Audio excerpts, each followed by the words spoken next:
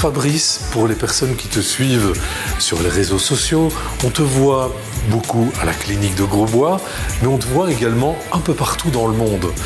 Pour quelles raisons ? Bon, je voyage pas mal et effectivement pour opérer des chevaux déjà, essentiellement des chirurgies très spécialisées et pour un peu partager un peu ces connaissances-là à divers vétérinaires en Europe ou parfois aux États-Unis. Et puis j'ai une activité importante d'éducation et de formation, puisque l'éducation passe par la formation au sein de la clinique. On a 6 internes maintenant et on a 5 résidents. C'est un peu exceptionnel d'avoir autant de résidents pour une clinique privée. C'est une vraie volonté ? Oui, pour une clinique privée, attacher autant de temps pour l'éducation et on verra après pour la recherche, c'est assez exceptionnel puisque 30 à 40% de notre temps est consacré à un temps non, on va dire, lucratif. Au contraire, on dépense beaucoup d'argent, mais on pense que c'est un peu le secret pour progresser et faire évoluer notre profession dans le bon sens. Et donc, mon activité à l'étranger passe par le fait d'enseigner, soit lors de présentations internationales au Collège européen de chirurgie, au Congrès américain de chirurgie. D'ailleurs, demain, il commence et on a donc 2 de nos vétérinaires qui présentent leur projet de recherche. Ou par l'intermédiaire de ce qu'on appelle des workshops, qui sont des sortes de formations pratiques de chirurgie. On avait d'ailleurs il y a 3 jours une formation en chirurgie de l'AO, d'ostéosynthèse à Berlin. Et 15 jours avant, je participais donc en tant qu'enseignant à une formation d'un symposium de chirurgie de gorge, ORL, au Kentucky. Et ça fait partie un peu de ma vie et c'est, je dois dire, ce qui me passionne le plus. Concrètement, dans la tête de Fabrice Rossignol, qu'est-ce qui se passe ? Toujours envie d'aller plus loin, toujours mieux pour le cheval. C'est quoi ? Qu'est-ce qu'il y a derrière tout ça ? On a un métier passionnant, on apprend tous les jours. Il n'y a pas une journée où on n'apprend pas. On apprend de nos succès, mais aussi on apprend de nos échecs. C'est un peu comme un sportif, c'est le secret. Et ce qui me passionne, c'est de découvrir des choses, de m'inspirer soit de la nature elle-même, soit de la chirurgie humaine ou de mes collègues, et puis d'avoir un problème, quelque chose où on pense qu'on intervient de manière non optimale, et de trouver une solution. Et cette solution se transcrit par le développement d'une technique ou d'un plan, et une fois qu'on pense que notre hypothèse est la bonne, de démontrer que cette technique est meilleure que les autres par des tests, par des essais cliniques et enfin de l'enseigner dans des cours puisque en fait une bonne technique est celle que vous n'êtes pas le seul à utiliser mais celle que le plus grand nombre est capable et heureux d'utiliser et le succès en fait d'une invention et que les autres vous la demandent et sont heureux de l'utiliser et ont du succès. Alors avant de parler de la transmission du savoir, on revient un tout petit peu sur cette recherche, parce que si la technique évolue, c'est parce qu'il y a eu une recherche. Les résidents ici à la clinique font de la recherche. Concrètement, ça se passe comment ? Et c'est même valorisé, puisque certains résidents ont obtenu des prix récemment pour leur projet. Oui, donc on a en effectif, c'est-à-dire en temps plein, ici, on a 3 résidents et chacun tourne. Une semaine, il est au bloc. On a un case log, un nombre de chirurgies qui nous permettent d'opérer qu'une fois toutes les 3 semaines et d'avoir quand même largement de quoi remplir les desiderata du collège. Et une semaine, il s'occupe des hôpitaux et de petits travaux pratiques. Et une semaine uniquement consacrée à la recherche. Et en pratique, par exemple, une des résidentes Ulrika s'occupe d'une recherche en larynx, donc elle va chercher des tests, des implants, et puis les tester par des moteurs, des systèmes, tester leur résistance, les effets biomécaniques, etc.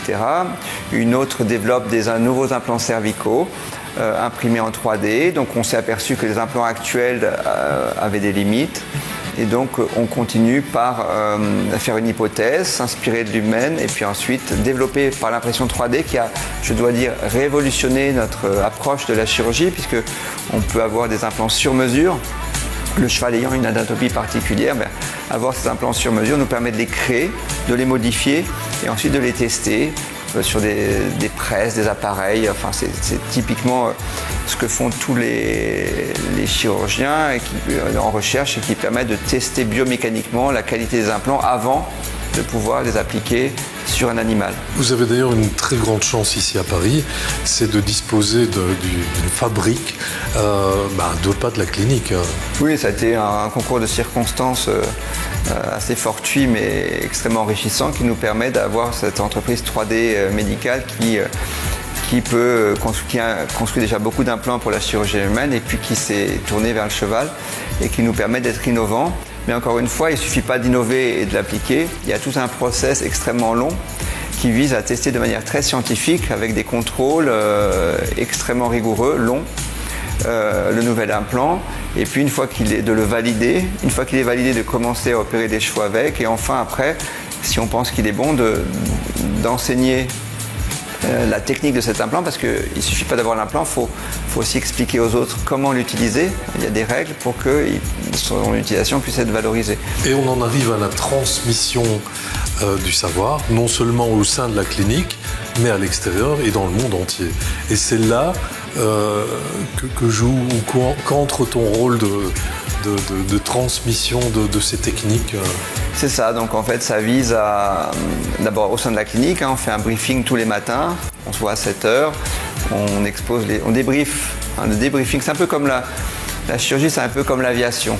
Il y a un briefing, il y a des règles extrêmement strictes, il y a un checklist et ensuite il y a un débriefing. Et en fait on suit ces règles-là tous les jours. On brief, on a une checklist, c'est-à-dire la séquence écrite de la procédure chirurgicale qu'on a écrit la veille, qu'on utilise et ensuite, en fonction des écueils, des succès ou autres qu'on a eu et puis des questionnements, on va effectuer un débriefing. Ça, c'est au sein de la clinique. Et puis après, au niveau international, on va enseigner, montrer notre recherche, montrer nos résultats et puis, d'un point de vue plus technique, former non pas que nos résidents, mais les résidents du monde entier, en Europe ou aux États-Unis, pour essayer de partager avec eux et de les éduquer, puisque l'avenir de notre profession passe, comme dans toute profession scientifique, par la transmission du savoir. C'est un peu un compagnonnage et puis diversifié également en enseignement. Et je dois dire que l'enseignement actuellement par rapport à la période où j'ai commencé, où on se formait un peu comme ça tout seul, est un enseignement qui est très bien organisé par des workshops et des congrès. Et j'ai la chance d'être souvent invité effectivement à présenter. Et c'est ma passion de transmettre. Et je dois dire actuellement encore plus heureux de voir, comme récemment une américaine en Pennsylvanie ou ailleurs, me donner une radio post-opératoire d'un implant qu'on a développé ici, que de le faire moi-même. Et même au sein de mes résidents, rien ne me rend plus heureux de voir qu'ils ont parfaitement opéré et ça fait partie peut-être des plus grands bonheurs de transmettre et de développer. En fait, c'est l'association du développement et de la création et de la transmission qui, personnellement, me fait être heureux dans mon métier et continuer à travailler autant que je le fais, parce que je travaille quand même pas mal. Le simple fait simplement d'opérer et de rester un peu sur le statu quo est pour moi frustrant. Et j'aime beaucoup cet aspect de création et de transmission. On est dans une ère de la communication où chacun dans son domaine communique énormément. Tu viens de le dire, c'est gratifiant de savoir qu'un chirurgien au bout du monde a exploité, utilisé une technique mise au point ici ou par toi, plutôt que de dire j'ai créé. C'est plus gratifiant de savoir que ça a été utilisé que de dire j'ai créé ça. On va dire d'abord c'est un travail d'équipe. J'ai créé, malheureusement on ne crée rien tout seul. Et je dois dire que j'ai quand même une chance immense d'avoir des résidents exceptionnels et une équipe exceptionnelle, même une équipe d'infirmerie, de gens qui sont soudés et qui travaillent de manière brillante et inventent également. C'est-à-dire qu'un seul cerveau ne suffit pas à créer, on est beaucoup. Je dois dire que dans les colloques également et dans les workshops, on transmet mais on reçoit et on apprend des autres beaucoup. Et le simple partage de personnes permet de continuer à progresser. Donc c'est à la fois ce partage et la transmission effectivement de création, mais c'est effectivement un énorme travail d'équipe.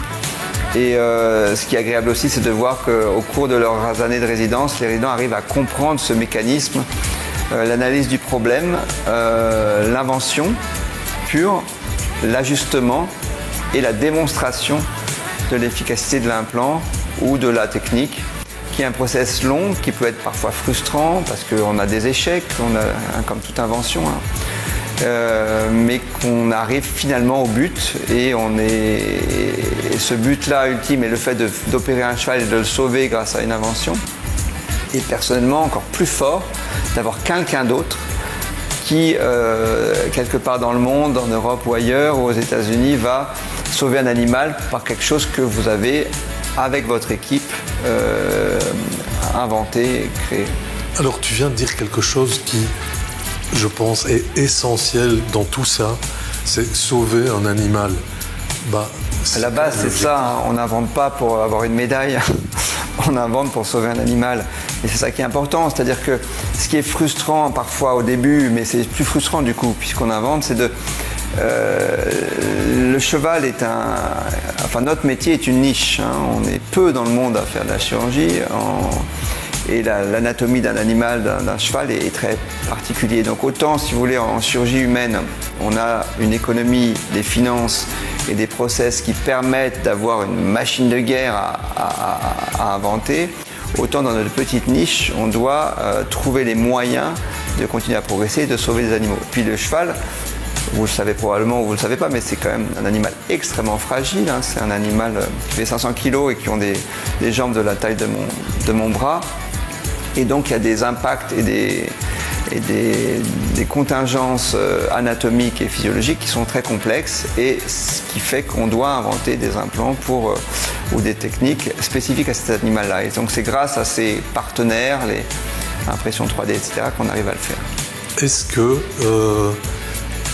on voit la fin de cette évolution, ou est-ce qu'on se dit où ça va s'arrêter finalement? Ce qui est beau, c'est qu'il n'y a pas de fin en fait. Il n'y a pas de fin, et ce qui était rigolo d'ailleurs, c'est que c'est bien que tu pointes ça, c'est que par exemple dans ma technique de chirurgie de gore de tabac, on a des fiches techniques, des checklists comme à l'aviation, et on a la version 1, l'original, puis la version 2. Et on est à la quantième version là? Là on est à la version 43. Ok. Et je discutais avec mon ami Norm Ducharme qui est à New York à Cornell. J'ai dit, tu te rends compte qu'on est quand même à la version 43, c'est quand même, et on se faisait la remarque qu'on ne terminera jamais. Mais c'est rassurant pour les propriétaires de chevaux évidemment, puisqu'on sent que vous êtes là pour leurs chevaux, pour faire évoluer les techniques, pour continuer à progresser, pour continuer à sauver le plus de chevaux possible, et finalement que ça s'applique un peu partout dans le monde. On rêve du 100%, on rêve de les sauver tous, on sait bien que c'est pas possible, mais plus on va s'approcher d'une forme de perfection chirurgicale et d'une adaptation, plus on est heureux. Et c'est cette perspective peut-être intouchable, mais qui est notre petite lumière au loin, qui nous permet de nous lever chaque jour et de considérer une intervention pour un succès maximum. Et dans le cas où on n'est pas à 100%, on est déçu, on sait que derrière, elle va nous servir à encore progresser. Et si je regarde derrière moi, si vous voulez, il y a des chevaux que je sauve aujourd'hui, je sais pratiquement qu'il y a 5 ans, ils seraient morts. Il y en a plein. Et c'est ce qui peut être à la fois horrible, mais on voit tous les jours actuellement, et de plus en plus, ce qui est marrant, c'est que la courbe de la progression, elle n'est pas linéaire, elle est exponentielle. C'est-à-dire la science est exponentielle, on apprend de plus en plus vite. Et quand on regarde derrière soi, j'ai le souvenir régulièrement de chevaux qu'on a perdus parce que les techniques n'étaient pas encore au point et qu'on peut sauver maintenant. Et je pense que c'est cette fierté de groupe, encore une fois, de partage qui est la plus forte. Et d'ailleurs, ça m'est arrivé des nouveaux implants cervicaux, je vous ai montré, je les ai appelés du nom d'un cheval qu'on avait perdu à l'époque parce que la technique n'existait pas. Et c'est cette notion de progression permanente dédiée à ces chevaux, dédiée à ces animaux, qui fait que je vis ma passion et qu'on vit ensemble une passion. Puisque quand je passe du temps avec mes résidents en particulier ou mes collègues américains et anglais, on s'aperçoit qu'on vit tous pour la même chose. Et je dois dire que les moyens de transport, les nouveaux systèmes de partage rendent cet échange encore plus fructueux. Il y a 4 jours, j'étais à Berlin pour un cours, mais partager avec tous mes amis cette passion-là et cet échange est vraiment quelque chose qui me fait continuer à travailler intensément et à être heureux de ça. Et est-ce que derrière cette recherche et cette transmission, il y a aussi une volonté de rendre cette chirurgie le plus accessible possible et pas avoir une chirurgie élitiste? C'est également une très bonne remarque, c'est qu'on est dans le développement de l'efficacité, mais aussi dans la simplification. Et en fait, cette simplification se fait par l'épuration. Une belle technique, c'est une technique que je vais montrer au maçon qui est dehors dans le mur en train de remonter son mur, il va la comprendre immédiatement. Une belle technique, c'est celle qu'on monte à un non-chirurgien, il va dire mais ça a du sens ton truc. Je montrerai bien mon étagère comme ça. La technique est trop compliquée, elle n'a souvent pas trop de sens. Et donc, un bon chirurgien, quand vous décrivez quelqu'un de brillant qui va vous expliquer une transplantation cardiaque ou une greffe de larynx, il va vous l'expliquer de manière très simple et vous va dire je peux la faire demain. Et donc je pense qu'une belle technique, c'est celle où vous allez vous dire allez vas-y, file-moi les instruments, je vais la faire demain. Et pour ça, ça vise par la simplicité du concept, avoir du sens, et également par l'épuration de l'approche et de la technique pour qu'on puisse l'effectuer rapidement. Et le développement aussi de techniques qu'on va enseigner pour que la personne se dise au bout d'un jour je vais pouvoir la faire. Et la rendre accessible à un maximum de propriétaires. Mais oui, parce que le but, c'est pas si on veut sauver plus de chevaux, on ne va pas opérer tous les chevaux de la planète, c'est impossible.